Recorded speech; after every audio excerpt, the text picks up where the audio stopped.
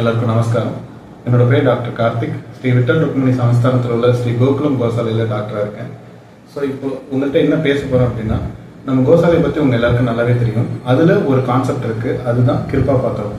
இந்த கிருபா பாத்திரம் கான்செப்ட் அண்ணா குருஜி நம்ம கொண்டு வந்தது என்ன அப்படின்னா, நம்ம மாடு வெளியில் பராமரிக்க முடியாமல் வெளியில் வந்து முதியோர் வயதான மாடு, அடிப்பட்ட மாடு, கார்பரேஷன் கொடுக்குற மாடு, அதுக்கப்புறம் அதுக்கு ஏதாவது நோய் ஏற்பட்டு அதை பராமரிக்க முடியாமல் உள்ள மாடுகள் அனைத்தையும் நம்ம அண்ணாவோட எடுத்துகிட்டு வந்த கான்செப்ட் அப்படி தான் இந்த கிருபா பாத்திரங்கிற கான்செப்ட். இந்த மாடுகளை நம்ம வந்து பராமரித்து அது கடைசி நாள் வரைக்கும் நம்ம பராமரிச்சுட்டு வந்துட்டு இருக்கோம். இந்த மாடுகளில் இந்த கான்செப்டில் நம்ம இடையில இப்போ என்ன பண்ணியிருக்கோங்கிறது பேசுகிறவங்க கிட்ட. இப்போ 2 நாளைக்கு முன்னாடி ஒரு முதியவர் என்ன பண்ணுறாரு அப்படின்னா, ஒரு பக்கத்தில் நம்ம கோசாலை பக்கத்தில் உள்ள கிராமத்தில் ஒரு மாடு வந்து ஒரு 4-5 மருத்துவர்கள் வச்சு ட்ரீட்மெண்ட் பார்த்தாங்க. ட்ரீட்மெண்ட் பார்த்ததுல அதுக்கு வயிறு உபாதை இருக்குன்னு சொல்லிட்டு அந்த மாடு இதுக்கப்புறம் வந்து உயிர் படைக்காது அப்படிங்கிற ஒரு கண்டிஷன் சொல்லியிருந்தாங்க. ஸோ நம்ம கிட்ட அந்த கோசாலையில் கிருபா பாத்திரம் கான்செப்ட் இருக்குன்னா நம்ம கிட்ட வந்து கேட்டிருந்தாங்க. ஸோ நம்ம அந்த மாடை எடுத்து செக் பண்ணும்போது அதுக்கு உள்ள வந்து உலோகம், அதாவது ஆணி இல்லை ஒயர் ஏதாவது இருக்கிற மாதிரி சிம்டம்ஸ் தெரிஞ்சுது. ஸோ அவசர கால சிகிச்சை அதுக்கு பண்ணுங்கிறனால, அறுவை சிகிச்சை பண்ற காரணத்தினால என்ன பண்ணோம் அப்படின்னா, எந்த ஒரு ஸ்கேன் ஃபெசிலிட்டி இல்லாமலே அதை ஒரு சவுண்ட் வச்சு, ஒரு பேசிக் டயக்னாஸ்டிக் ப்ரொசீஜர்னு சொல்லுவோம் மெடிக்கல் டேர்ம்ஸ்ல. அப்படி என்ன அப்படின்னா, அதோட வலியை வச்சோ அதோட ஒலியை வச்சு, அது வயிற்றோட ஒலியை வச்சு அதை வச்சே இந்த சிம்டம்ஸ் கண்டுபிடிச்சிட்டோம். ஓனர்கிட்டயும் நம்ம அந்த வந்த நம்மளோட முதியவர்கிட்டயும் சொல்லிட்டோம் அது அவசரமா வந்து அறுவை சிகிச்சை பண்ணணும்ட்டு. அந்த முதியவரும் இதை ஒத்துக்கொண்டாரு. அதுக்கப்புறம் என்ன பண்ணோம், அன்னைக்கு ஈவினிங்கே வந்து நேற்றுக்கு ஈவினிங் சர்ஜரி ஸ்டார்ட் பண்ணிட்டோம்.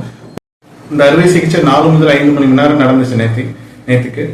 ஸோ இந்த சர்ஜரி முடிஞ்ச பிறகு இந்த ஆப்ரேஷன் பண்ணும்போது என்ன நம்ம கண்டுபிடிச்சோம் அப்படின்னா, உள்ள வந்து ஒரு பைக்கோட கீ, அந்த கீ வந்து வயிற்று கிழிச்சு நெஞ்சு பகுதியில அது ஒரு காயத்தை ஏற்படுத்தி ஒரு 100 to 120 லிட்டர் ஜலம் இருந்ததை நாங்கள் அதை எடுத்ததுக்கு அப்புறம் அந்த சர்ஜரி கம்ப்ளீட்டா சக்சஸ்ஃபுல்லா முடிச்சுட்டு அதுக்கு வலி நிவாரணி பெயின் கில்லர் கொடுத்துருக்கோம், ஆன்டிபயோட்டிக்ஸ் கொடுத்துருக்கோம்.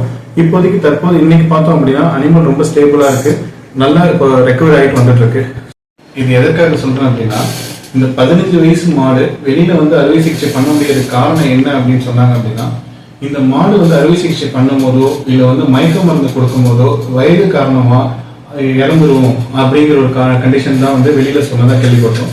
ஸோ நம்ம இந்த ரிஸ்க் எடுத்து நம்ம கோகுலம் கோசாலையில பண்ணோம். பாண்டவங்க கிருப்பையில இன்னைக்கு மாடு ரொம்ப நல்லா ரெக்கவர் ஆகி வந்துட்டு இருக்கு.